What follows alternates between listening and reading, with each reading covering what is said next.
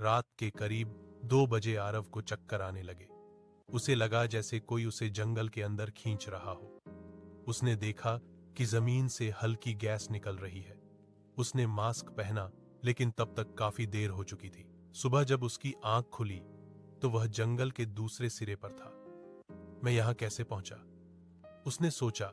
जांच करने पर उसने पाया कि जंगल के एक हिस्से में प्राकृतिक रूप से निकलने वाली जहरीली गैसें थीं, जो इंसान के दिमाग पर असर डालती थीं।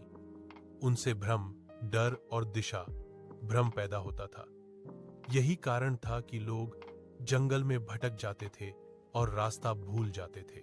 आरव ने पूरा डेटा इकट्ठा किया और कई दिनों की मेहनत के बाद गांव लौटा। गांव वालों के सामने उसने अपनी रिपोर्ट रखी।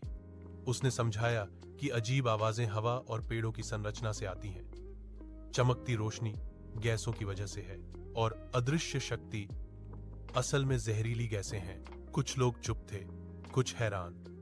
एक बुजुर्ग आगे आए और बोले, तो इसका मतलब कोई भूत नहीं? आरव मुस्कुराया। डर असली था बाबा, लेकिन उसका कारण अंधविश्वास नहीं, विज्ञान था। सरकार ने जंगल को संरक्षित क्षेत्र घोषित कर दिया और चेतावनी बोर्ड लगाए गए।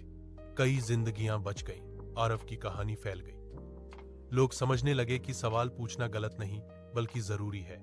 और आरव, वह जानता था कि अंधविश्वास से लड़ने का सबसे अच्छा तरीका बहस नहीं, बल्कि सच की खोज है।